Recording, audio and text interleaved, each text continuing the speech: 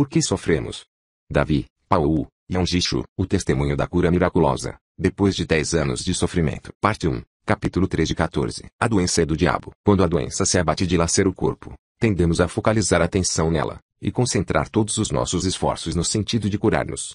Mas a Bíblia nos revela a raiz de todas as doenças. Aonde vai a doença buscar sua força?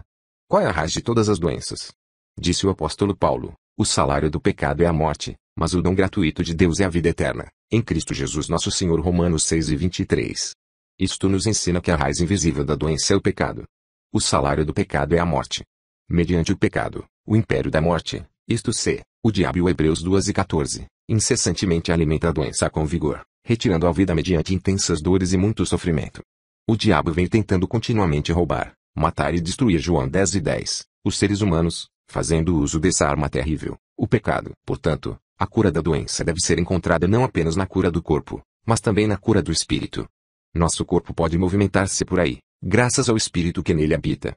Se nosso espírito deixar nosso corpo, este não pode viver. Não importa quão robusto seja o corpo, se o espírito deixá-lo, o corpo para de funcionar e começa a apodrecer. Quando Jesus foi a Galiléia, o chefe da sinagoga, Jairo, inclinou-se aos pés de Jesus e rogou-lhe que fosse à sua casa, pois sua única filha estava à morte. Todos choravam. Subitamente, ouviu-se um lamento mais forte. A menina acabara de morrer. Todavia Jesus foi à casa, tomou a morta pela mão e a chamou. Menina, levanta-te. O espírito dela voltou, e ela se levantou de imediato. Lucas 8:55. Assim é que o espírito assume o controle da vida do corpo. Foi por isso que o rei Salomão disse: o espírito do homem o sustenta na enfermidade, mas ao espírito abatido quem o suportará? Provérbios 18:14. Disse ele ainda: o coração alegre é bom remédio, mas o espírito abatido faz secar os ossos. Provérbios 17:22. Sim, o espírito do homem controla a vida do corpo, e o corpo se movimenta enquanto o espírito estiver vivo. Se o espírito de uma pessoa estiver sob o controle da morte, por causa do pecado, não seria porventura natural que o diabo, que possui o poder da morte, ocasionasse livremente a destruição dessa pessoa? Um corpo humano verdadeiramente sádio é aquele cujo espírito foi vivificado mediante a salvação, e que se libertou do poder da morte, estando cheio da vida que vem de cima. Agora, porém, voltemos de novo nossa atenção para o problema da doença. A própria doença tem vitalidade.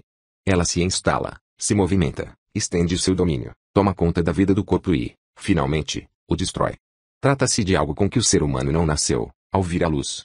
A doença visível recebe sua força e alimento da parte do maligno, que é invisível, o diabo, detentor do poder da morte. O diabo é quem dá ajuda a qualquer elemento destrutivo.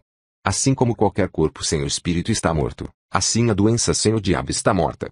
A doença recebe vitalidade da mão do diabo. Quando o espírito do diabo abandona a doença, esta se desintegra.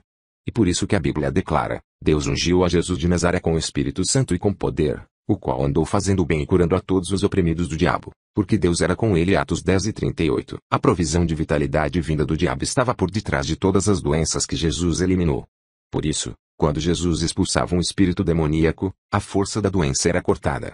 O corpo ferido e torturado pela doença começava a receber a provisão de vida e saúde de Jesus, e ficava completamente curado. Algumas pessoas podem perguntar: as doenças vêm de germes, de mau funcionamento de órgãos, de defeitos congênitos, não vêm? Como podemos afirmar que as doenças vêm do espírito do diabo? Pois aqui está um exemplo claro: a vida de um ser humano passou a existir quando as sementes de vida de seus pais se uniram. Então, de onde vêm as sementes de vida? Vêm de Deus. Quando Deus lhes tira a vida, todos os corpos humanos ficam imediatamente sujeitos à putrefação. Quem prove capacidade de destruição contínua a todos os tipos de germes, que são sementes das doenças, não é outra pessoa senão o diabo. A principal função da doença, seja qual for sua origem física, é destruir o corpo. A doença é resultado do pecado. E o diabo, que é a personificação do pecado, assume o controle do poder de morte. Quando uma pessoa deseja ser curada de sua doença física, primeiro deve confessar seus pecados. O pecado é a arma número 1 do diabo, sua arma principal. Lembre-se de que aquela pessoa invisível, maligna, o diabo, detém o poder de morte. Se alguém quer libertar-se de sua doença, deve primeiro confessar seus pecados e crer em Jesus. A seguir, as forças do diabo abandonarão essa pessoa. Quando a pessoa ora em nome do Senhor Jesus, o diabo foge dela, e a vida do Senhor Jesus começa a operar em seu corpo.